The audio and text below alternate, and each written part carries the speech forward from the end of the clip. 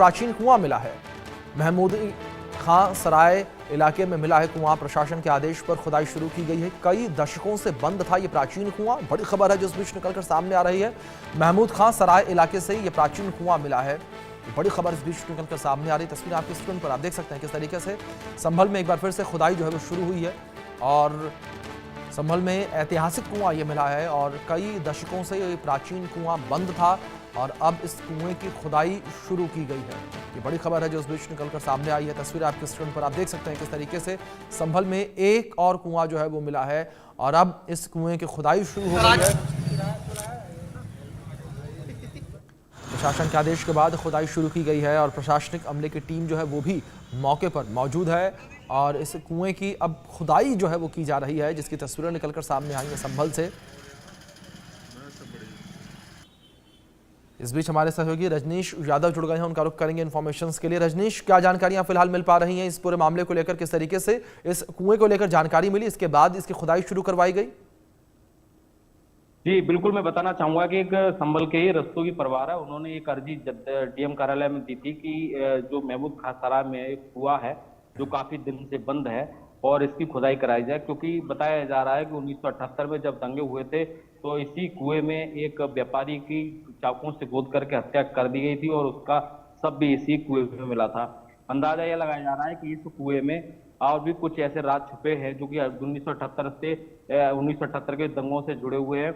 उन्हीं की जांच पड़ताल के लिए आज कुएं को जो रस्तोगी परिवार की अर्जी के आधार पर यह जिलाधिकारी राजेंद्र पेशवे द्वारा इस कुएं की खुदाई कराई जा रही है, क्योंकि यह कुआं जो है काफी प्राचीन है और प्राचीन कुआं होने के बाद इसके आसपास में झाड़ियां उगाई थी, उसे काटा जा रहा है और उसके अंदर से साफ सफाई होगी। उसके बाद ये देखा जाएगा कि कहीं इसके अंदर कोई भी नरकंकाल मिलता तो नहीं है।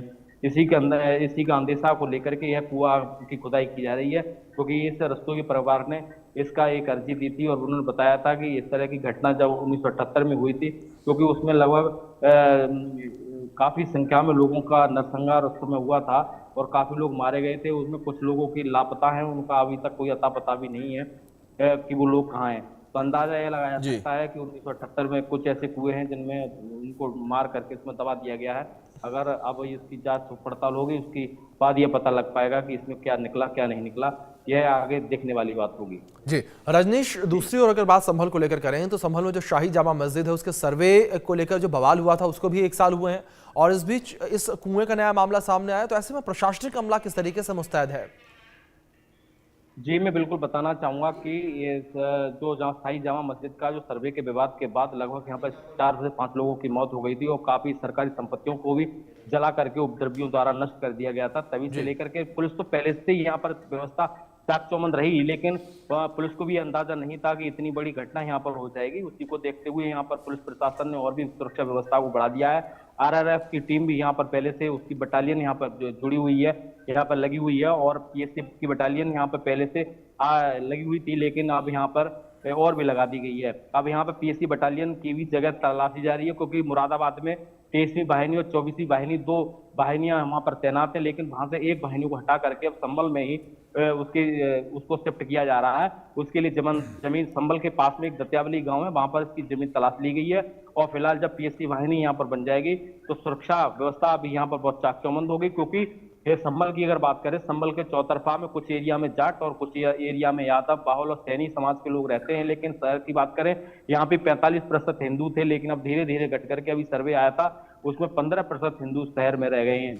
एक चीज और मैं बताना चाहूंगा कि संभल के जो शहर है और संभल शहर में जो भी हिंदू तीर्थ थे वो सभी हिंदू तीर्थों के आसपास में अब मुस्लिम आबादी काफी संख्या में है, क्योंकि एक राजसती है यहाँ पर। अब भी हिंदू समुदाय के लोग अपने बच्चों के मुंडन के लिए वहां पर जाते हैं और वहां पर अब पहले चौकी थी, अब वहां पर हिंदुओं की आबादी को पहुंचते हुए देखते हुए वहां पर, क्योंकि अब वहां पर कोई रहने वाला नहीं है, लेकिन तीर्थ जो है वो हिंदू है।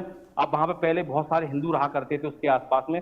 आप ही सोचिए कि अगर जितने हिंदू तीर्थ हैं, तीर्थ होंगे ताई वहीं पे हिंदू समुदाय के लोग रहेंगे, लेकिन अब वहां पे कोई रहने वाला नहीं है। तो राजसती पर अब केवल चौकी बनाई थी अब, लेकिन वहां पर थाना बना दिया गया है। दीपा सराय में भी अब चौकी बना दी गई है। नकासा थाने के आसपास में भी कई नई चौकियों का निर्माण किया गया है और फिलहाल में ऐसी व्यवस्था की गई है, किसी हिंदू समुदाय या किसी भी अन्य व्यक्ति को, कोई भी समुदाय का व्यक्ति हो, किसी को आने जाने में किसी तरह की कोई परेशानी न हो, रात रात कोई भी आदमी जा सकता है। लेकिन पहले ऐसी व्यवस्था नहीं थी, क्योंकि पुलिस कम पड़ जाती थी और आए दिन ऐसी घटनाओं को, ये उपद्रव भी थे, आए दिन ऐसी घटनाओं को अंजाम दे देते थे और घटनाएं बढ़ती जाती थी। लेकिन पुलिस ने अब वहां पर सीसीटीवी कैमरे, शहर की अगर हम जी। बात करें तो हर चौराहे पर हाईटेक कैमरे वहां पर लगा दिए गए। उसका जो जामा मस्जिद के सामने जो सतवरत चौकी बनाई गई थी, वहां पर उसका कंट्रोल रूम बनाया गया है।